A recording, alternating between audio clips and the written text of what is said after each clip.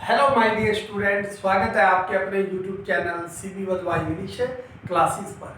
किसी ने खूब ही कहा है, practice makes a man perfect. अभ्यास से व्यक्ति पूर्ण होता है।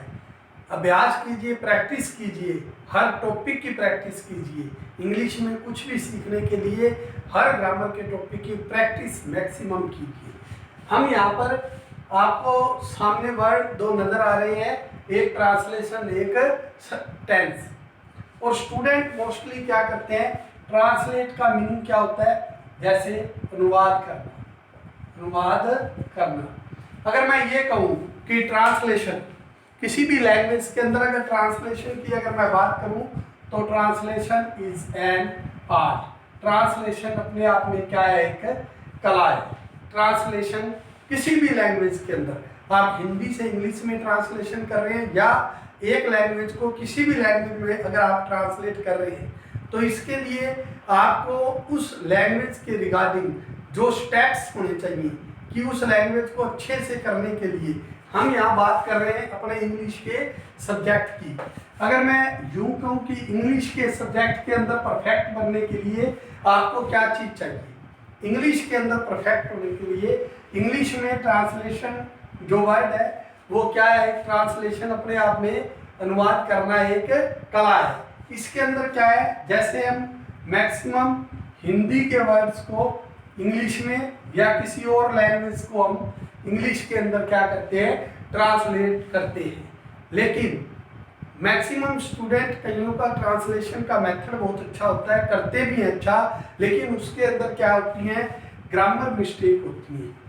सेंटेंस के अंदर प्योरिटी नहीं होती, ग्रामर के अंदर बहुत सी क्या की जाती है, बोलते टाइम या लिखते टाइम क्या की जाती है, मिस्टेक्स की जाती हैं, या यूँ कहे एरर्स, बहुत सी गलतियाँ होती हैं। जब भी किसी सेंटेंस को बोलते हैं तो कई बार स्टूडेंट्स को पता नहीं होता वो बोल क्या रहे हैं, लेकिन उनका मीनिंग उनको पता है कि मैं ये बोल रहा हूँ, सामने वाले को पता है कि ये बोल रहे हैं, लेकिन उसकी ट्रांसलेशन है वो रॉन्ग होती है। लेकिन इसी से बात एक और चीज़ आती है, हमारे parts of speech. Parts of speech mostly किसी भी लैंग्वेज को अगर आपने सीखना है तो उसके अंदर पार्ट ऑफ स्पीच का हमारा चैप्टर है, जो complete chapter part of speech का है वो हम करवाएंगे आपको। लेकिन उससे पहले मैं आपको बता दूं, एक सब्जेक्ट, एक ऑब्जेक्ट और एक कई बार इनके साथ क्या दी जाती है, प्रेपोजिशन दी जाती है और वर्ब। ये हमेशा आपको एक दिमाग में रखनी है कि सब्जेक्ट, ऑब्जेक्ट, प्रेपोजिशन और वर्ब ये पार्ट ऑफ स्पीच के क्या है, पार्ट ऑफ स्पीच के पार्ट है, जैसे सब्जेक्ट, ऑब्जेक्ट, प्रेपोजिशन और वर्ब। किसी भी लैंग्वेज को लर्न करने के लिए, सीखने के लिए मैक्सिमम प्रैक्टिस चाहिए और उसके रूल एंड रेगुलेशंस को फॉलो करना होता है। अब हम बात करते हैं हमारी ये ट्रांसलेशन को लेकर, ये 5 बातें आपने ध्यान में रखनी है। आर्ट है हिंदी से इंग्लिश या किसी लैंग्वेज को दूसरी लैंग्वेज में, या ग्रामर के अंदर जो मैक्सिमम मिस्टेक्स होती है पार्ट ऑफ स्पीच। यदि हम यहाँ बात करें कि हमारा वर्ड इंग्लिश के अंदर जब भी ट्रांसलेशन की बात आती है तो हम अपने वर्ड की बात करते हैं, जैसे सब्जेक्ट। सब्जेक्ट को क्या कहते हैं, कर्ता। और मोस्टली क्या होता है, करने वाले को क्या कहा जाता है, कर्ता। करने वाले को क्या कहा जाता है, कर्ता। जैसे एग्जाम्पल ले रहे हैं हम, जैसे अनुराग सिंग्स। अनुराग क्या करता है, सिंग्स मीन गाता है, अनुराग गाता है, अनुराग गाता है। इट मीन्स इसमें करने वाला कौन है, अनुराग। गाता है, कौन गाता है, अनुराग गाता है। प्रश्न बनता है आपका, यहाँ पर क्वेश्चन बनता है कि कौन गाता है, आपका आंसर आता है कि कौन गाता है। आंसर में आप क्या देते हो, आंसर में आप क्या देते हो, कौन गाता है। क्वेश्चन होता है कौन गाता है, तो आंसर में क्या लिखते हो आप, अनुराग। हु सिंग्स, कौन गाता है, अनुराग गाता है। अनुराग आपका क्या कहलाएगा, सब्जेक्ट। और गाना क्या चीज है, गाना, पीना, उठना, बैठना, सोना, जागना, सब क्या है, वर्ब्स हैं, क्रियाएं हैं, जिनको हम क्या कहते हैं, वर्ब्स, क्रियाएं। आप सीबी वधवा इंग्लिश क्लासेस के प्लेलिस्ट में जाकर देखेंगे। सीबी वधवा इंग्लिश क्लासेस के चैनल पर प्लेलिस्ट पर मैंने वर्ब्स का टॉपिक आपको कराया हुआ है, इंट्रांसिटिव, ट्रांसिटिव वर्ब, वो कंप्लीट करवाई हुई है। वहां से आप वर्ब्स का टॉपिक लर्न कर सकते हैं। और अनुराग, अनुराग क्या चीज है, सब्जेक्ट। इसी तरह से अगर हम बात करें ऑब्जेक्ट की, जैसे अनुराग गाना गाता है, अनुराग गाना गाता है, हम आंसर क्या लिखते हैं, अनुराग सिंग्स ए सॉन्ग। अब अनुराग के किसकी बात आ रही है, ऑब्जेक्ट की बात आ रही है। ऑब्जेक्ट क्या होता है, कर्म। ये अनुराग काम क्या करे, गाता तो है, लेकिन क्या चीज गाता है, पोएम गाता है, सॉन्ग गाता है। तो अनुराग क्या गाता है, ए सॉन्ग। तो ये सॉन्ग आपका क्या हो गया, ऑब्जेक्ट हो गया। क्या हो गया, ये ऑब्जेक्ट, मतलब इसका कर्म क्या है। तो अनुराग, अनुराग क्या है, सब्जेक्ट, उसका कर्म क्या है, गाना।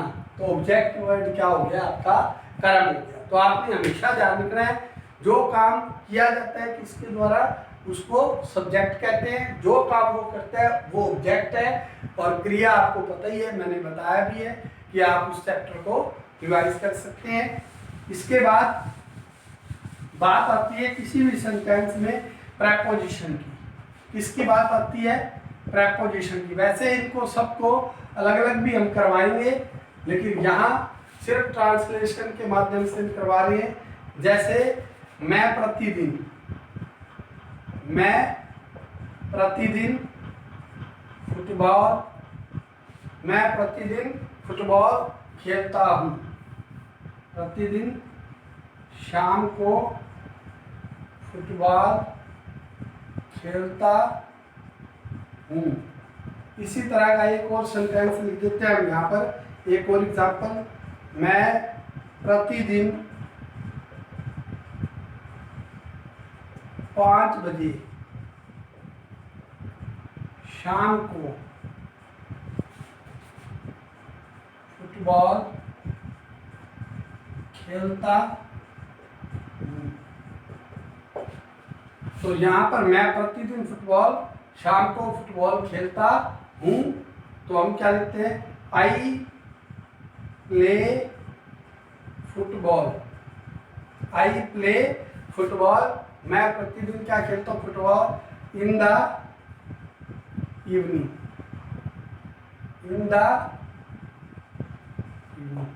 आई play football in the evening. और यहाँ पर प्रतिदिन के लिए वर्ड क्या लगाएंगे, डेली वर्ड। और यहाँ पर क्या है, मैं प्रतिदिन 5 बजे, तो आई प्ले फुटबॉल, मैं फुटबॉल खेलता हूँ, एट 5 o'clock,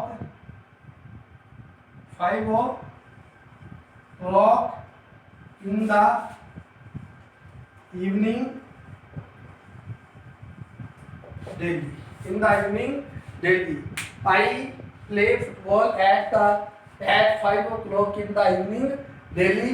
यहाँ पर अगर आपको इवनिंग वर्ड नजर नहीं आ रहा तो यहाँ लिख दें आप इवनिंग डेली। तो इस तरह से मैं प्रतिदिन 5 बजे शाम को फुटबॉल खेलता हूँ। तो इसमें क्या है, प्रतिदिन शाम को खेलता हूँ इवनिंग में, तो इन द इवनिंग, 5 बजे खेलता हूँ तो एट 5 o'clock। तो ये अलग अलग तरीके से है, एट और इन, ये प्रेपोजिशन है, इनका यूज एक सेंटेंस के अंदर किया जा रहा है। इस तरह से हम पार्ट ऑफ स्पीच के जितने भी पार्ट हैं उन सब पार्ट के लेक्चर आपको कंटिन्यू करवाएंगे।